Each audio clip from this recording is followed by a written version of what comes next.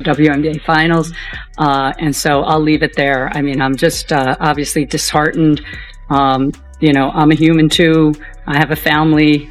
I have 2 kids who are devastated by these comments. And so all I'll say is just, it's obviously been a tough week. Everyone assumed she would quietly accept her role, smile for the cameras, and wait her turn. They expected Caitlin Clark to be content simply being part of the team, sitting at the end of the bench and learning from the veterans. But it seems the WNBA may have pushed one of its brightest stars too far. Now, the consequences are coming fast. Reports suggest that the golden girl of women's basketball has reportedly drawn a firm line, telling insiders she's done with Team USA. Surprisingly, it wasn't just fellow players who contributed to this tension. WNBA Commissioner Cathy Engelbert may have inadvertently highlighted the toxic environment that influenced Clark's shocking decision. The story has shifted from Caitlin Clark patiently waiting her turn to potentially walking away. If the rumors are accurate, the league could lose its most valuable international asset. It all began with what many are calling one of the biggest roster mistakes in sports history, a decision that shaped everything that followed. When Team USA squad for Paris was announced, the player generating all the buzz, the one selling out arenas and driving TV ratings, was missing. The selection committee cited experience, saying Clark hadn't earned her place and that veteran chemistry was needed to win gold. But most people didn't buy it. It felt personal. While fans were eager to see her signature deep threes and flashy assists, the powers that be benched her for the entire summer before she even stepped on the court. The message to the rookie was loud and unmistakable. You can be famous and wealthy, but in their eyes, you're not one of us yet. And that roster snub was just the beginning. If leaving Caitlin Clark off the Paris roster was a cold shoulder, what followed in the WNBA season felt like a full-on assault. From the tip-off, Clark became a target. There were blindside hip checks, including the notorious play involving Chanity Carter that knocked Clark to the floor before the ball was even in play. She faced hard screens, aggressive face guarding, and relentless physical targeting that went far beyond normal competition. But the problem wasn't just the players. The league office remained conspicuously silent, seemingly tolerating their rookie star being hazed on national television. Immediate suspensions were rare, and referees hesitated to upgrade fouls to flagrants until public outrage forced their hand, allowing the story to spiral out of control. This lack of protection reached a breaking point.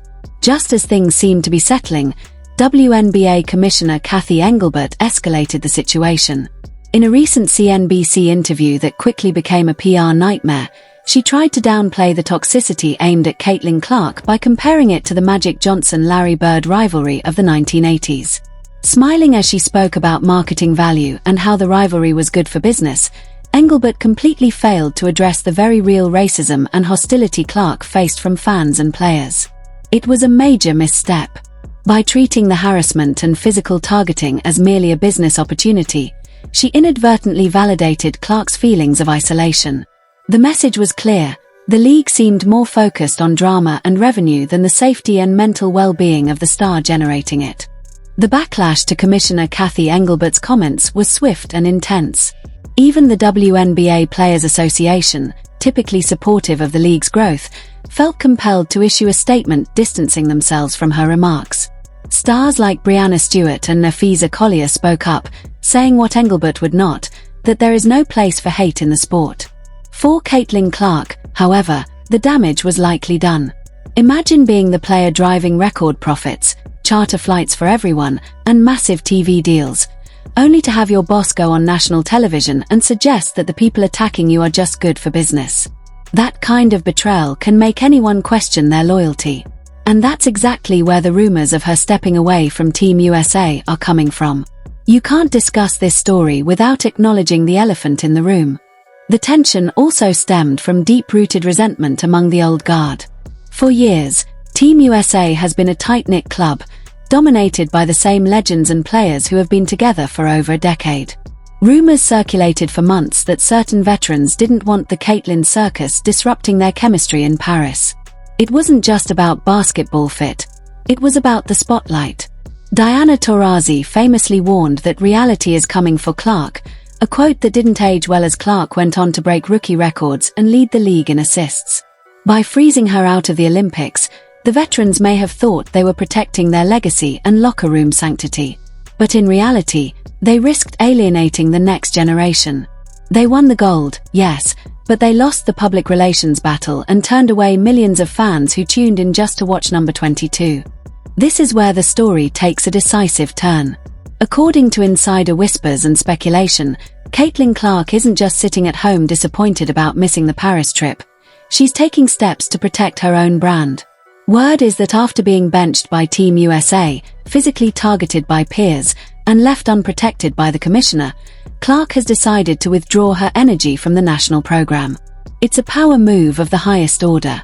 She knows she drives TV ratings, jersey sales, and ticket revenue. If Team USA doesn't want her, she doesn't need them.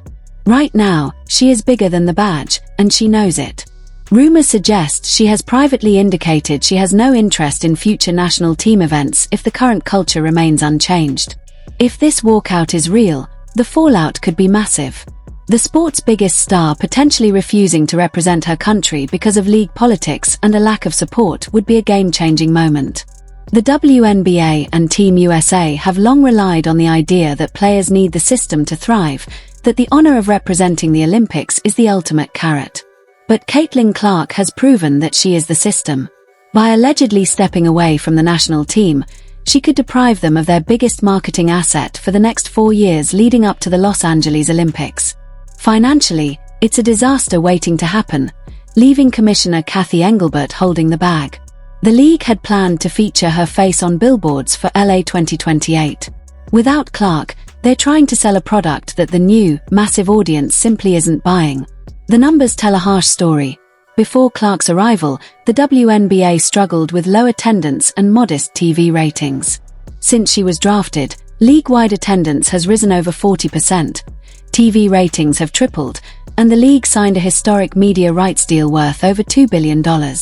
That revenue now funds higher salaries and better travel conditions for all the veterans. Ironically, the same people who are treating Clark like an outsider. If she chooses to focus solely on the Indiana Fever and step away from Team USA, she's effectively taking her ball and going home, leaving the national team dependent on the old guard, who don't move the needle in the same way. The commissioner's handling of the situation only deepened the divide.